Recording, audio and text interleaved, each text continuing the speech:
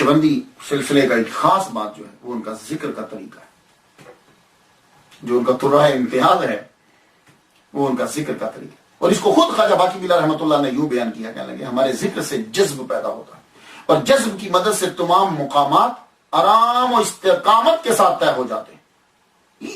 ये इस जुमले पे ध्यान देना है सामीन। आपने सिलसिला नक्शबंदिया से अगर आपका लगाव है, सिलसिला नक्शबंदिया में क्या, फिर सुन लीजिए क्या फरमाते हैं कि हमारे जिक्र से जज्ब पैदा होता है, कि हमारा जो तरीका जिक्र है ना उससे जज्ब पैदा होता है और जज्ब जो है, जज्ब की मदद से तमाम मुकामात आराम और इस्तिकामत से तय हो जाते हैं। आपकी नजरों में बड़ा असर था ख्वाजा बाकी बिल्ला रहमतुल्लाह, जिसकी तरफ देखते थे कल्ब जारी हो जाता, यूं नजर डालते थे बंदा तड़पने लग जाता। उसकी मिसाल अगर आपने देखनी हो तो आजकल सैफी हैं, सैफी वो व्हाइट पगड़ी पहनते हैं। इनके जो पीर हैं सैफुर रहमान साहब, शेखुल हदीस व तफसीर, जज भी रहे हैं वो। मैं बड़ी पुरानी बात है कि पेशावर में तकरीर करने के लिए जब गया तो गुलाम मुर्तजा साहब मेरे साथ थे, वो भी सैफी थे।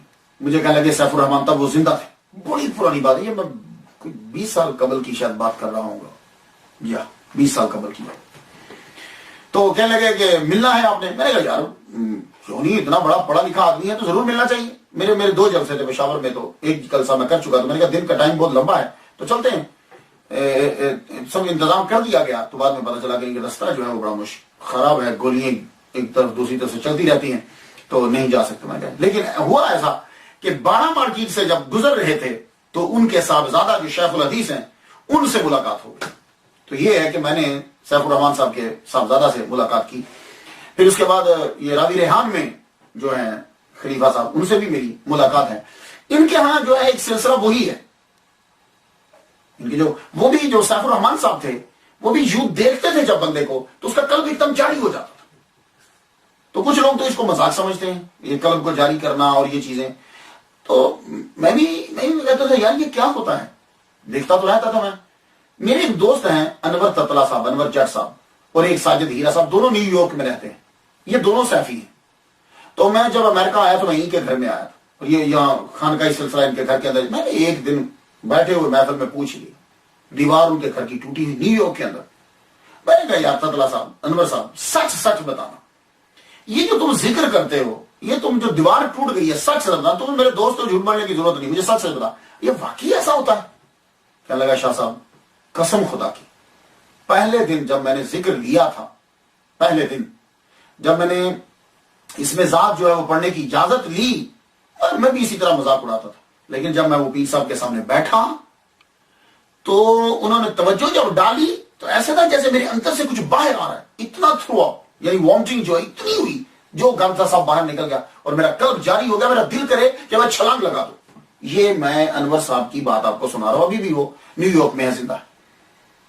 तो मैंने तो जो सुना था वो मैंने आपको बता दी। तो ख्वाजा बाकी बिल्ला रहमतुल्लाह अलैह जो है तवज्जो करते थे, तवज्जो करते और अजीब जो है वो हाल उनका हो जाता। ख्वाजा बुरहानुद्दीन हिंदी रहमतुल्लाह अलैह, जब आप ख्वाजा बाकी बिल्ला का असर आपके ऊपर हुआ तो जमीन से 2 गज ऊपर उछलते थे और अपने आप को दीवारों और दरख्तों के साथ दे मारते। लोग पकड़ते मगर पकड़े नहीं जाते थे। ये ख्वाजा बाकी बिल्ला, ये नक्शबंदियों के अंदर ये चीज है। मैं इसलिए आपको बताना चाहता हूं कि कुछ लोग ये समझते हैं कि ये सैफियों ने कोई बिजली को ट्रिकबाजी चलाई, नहीं, ये इनके पीछे से सिलसिला ही ऐसा चला रहा। तो फिर सुन लीजिए, ख्वाजा बुरहानुद्दीन हिंदी 2 गज जमीन के ऊपर उछल गए जब ख्वाजा बाकी बिल्ला रहमतुल्लाह ने असर डाला, 2 गज, और खुद को दरख्तों और दीवारों के साथ मारते थे। लोग पकड़ते और पकड़े नहीं जाते थे। अल्लाह अकबर जल्ला शान। तो